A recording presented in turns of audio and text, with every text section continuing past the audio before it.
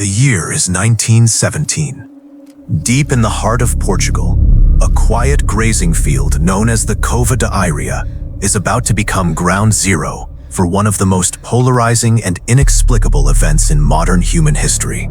Three young shepherd children claim to be experiencing repeated visitations from a luminous, otherworldly entity.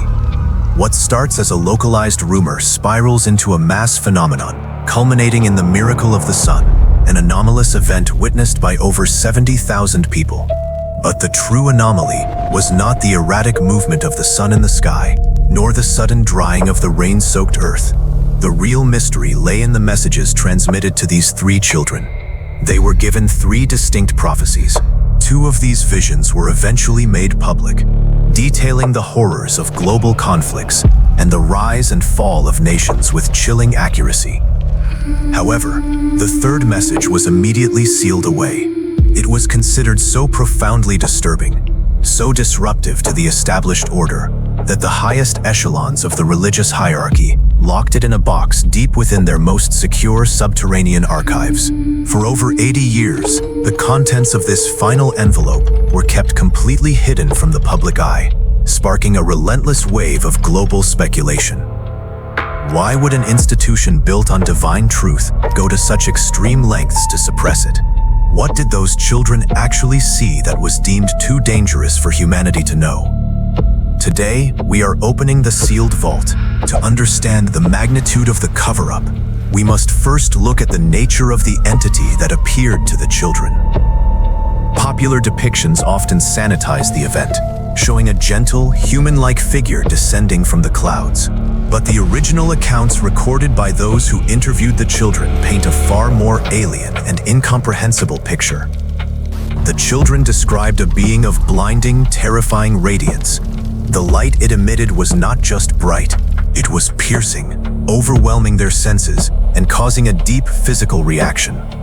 They were told terrifying truths about the future of humanity. The first secret involved a terrifying visceral vision of hell, a sea of fire filled with agonizing entities. The second secret accurately predicted the outbreak of the Second World War, stating that a night illuminated by an unknown light would signal the beginning of unparalleled global destruction. These first two messages were terrifying in their own right, yet they were eventually released to the world. They fit within the traditional religious narrative of sin, punishment, and repentance. But the third part of the message did not fit. Sister Lucia, the only one of the three children to survive into adulthood, was instructed by the entity to write down the final secret. She did so on a single sheet of paper, sealing it inside an envelope. The entity gave a strict directive. The envelope was not to be opened until the year 1960, because by then, the message would appear clearer to the world. The countdown had officially begun. As the decades passed, the sealed envelope was transferred from the Bishop of Leiria directly to the secret archives of the Vatican in 1957.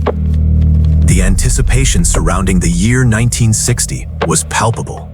Millions of believers around the globe awaited the revelation, expecting a divine warning or a prophetic roadmap for the Cold War era. When the year finally arrived, the world held its breath. Pope John XXIII reportedly opened the envelope, read the contents, and then made a decision that shocked the religious community. He refused to publish it. The official statement from the Vatican was cold and dismissive, stating simply that the message did not concern his papacy and would remain sealed forever. This sudden and unprecedented suppression acted as a catalyst. If the secret was just a call to prayer or a spiritual metaphor, why bury it? Rumors exploded. Some theorized it contained the exact date of a global apocalyptic event, while others believed it predicted a massive schism within the church itself. The silence from Rome was deafening. Subsequent popes also read the document.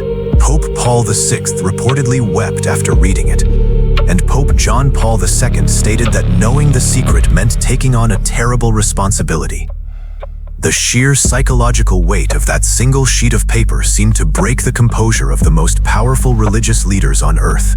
What words could possibly induce such profound despair in men of absolute faith? For 40 years after the missed deadline, the contents of the Third Secret became the ultimate holy grail for conspiracy theorists and theological scholars alike. The Vatican maintained a fortress of silence, only occasionally offering vague reassurances that the secret contained nothing apocalyptic. Yet, the actions of the highest officials contradicted these statements. In 1980, Pope John Paul II was asked directly about the secret during an interview in Germany. His response was chilling. He stated that if there is a message in which it is written that oceans will flood entire sections of the earth, and that from one moment to the next, millions of people will perish, there is no longer any point in really wanting to publish this secret message. He then grabbed his rosary and stated that this was the only remedy against the coming evil. This statement directly contradicted the later official narrative that the secret was purely symbolic. The tension reached a boiling point in the year 2000. In an unexpected move, the Vatican finally announced that they would reveal the long-awaited Third Secret to the public. The world stopped to listen. However, what was presented left scholars, researchers, and the faithful deeply confused. The official document released described a vision of a bishop dressed in white, walking through a ruined city filled with corpses, who is then killed by soldiers with firearms and arrows. It was a chaotic and highly symbolic vision. The Vatican's official interpretation of this released text was that it referred exclusively to the 1981 assassination attempt on Pope John Paul II. They declared the prophecy fulfilled and the mystery officially closed. But almost immediately, critical discrepancies began to emerge. The released text simply did not match decades of testimonies from those who had actually seen the original envelope. For starters, Sister Lucia herself had previously stated that the Third Secret was written in the form of a letter on a single sheet of paper, containing about 25 lines of text. However, the document released by the Vatican in the year 2000 was written on 4 full sheets of paper and contained over 60 lines. Furthermore, earlier leaked descriptions from high-ranking cardinals who had read the text claimed it contained the actual words of the Virgin Mary, offering a terrifying explanation of the vision. The document the Vatican published contained no spoken words from the entity at all. It was merely a description of a bizarre scene. The physical evidence simply did not align. How could a 1-page letter suddenly turn into a 4-page manuscript? Why were there no words from the entity when every other secret contained direct quotes? The immediate consensus among independent researchers was devastating. The Vatican had released a completely different document.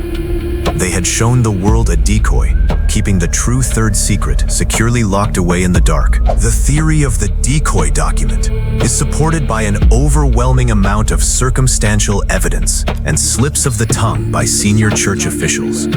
Cardinal Alfredo Ottaviani, who read the original text, explicitly confirmed it was written on a single sheet of paper.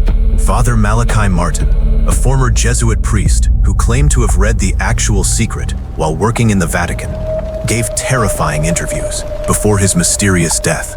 He stated that the true Third Secret was not about a past assassination attempt, but about a catastrophic, system-breaking event that would fundamentally alter the physical world and the structure of human belief. He hinted that the secret spoke of a great apostasy, a spiritual darkness that would originate from the very top of the church hierarchy itself. This perfectly explains why Pope John XXIII refused to publish it in 1960. If the document explicitly prophesied that the Vatican would become corrupted and lose its divine authority, releasing it would be institutional suicide. It would destroy the foundation of their power. The decoy theory suggests that the Vatican released a symbolic vision to appease the masses while permanently hiding the true 25-line letter that condemned their own future. They traded truth for survival. This cover-up goes far beyond a simple misinterpretation. It points to a deliberate, calculated campaign to alter the historical record and suppress an inconvenient prophecy. What makes the suppression of the true Third Secret so deeply unsettling is the consistent pattern of psychological distress exhibited by those who read it. we must ask ourselves, what kind of information can fundamentally break a person's worldview in a matter of seconds? If the secret was merely a warning about geopolitical wars, as seen in the Second Secret, it would not have caused Pope Paul VI to weep uncontrollably, nor would it have caused Pope John Paul II to speak cryptically about oceans flooding the continents. The reaction of these men suggests something much more profound, something that shatters the very fabric of reality as we understand it. Some researchers argue that the true secret involves an extinction-level cosmic anomaly, the miracle of the sun in 1917, where the sun appeared to detach from the sky and plummet toward the earth, might not have been just a miraculous display of power. It might have been a literal preview of the event described in the Third Secret, a shift in the Earth's axis, a devastating solar flare, or an encounter with a celestial body. The entity was showing the children exactly what was going to happen. This aligns perfectly with the strict instruction to open the envelope in 1960. During the height of the Cold War nuclear paranoia, a prophecy about global annihilation from the sky would have triggered absolute, uncontrollable mass panic. The Vatican deemed humanity psychologically unequipped to handle the truth.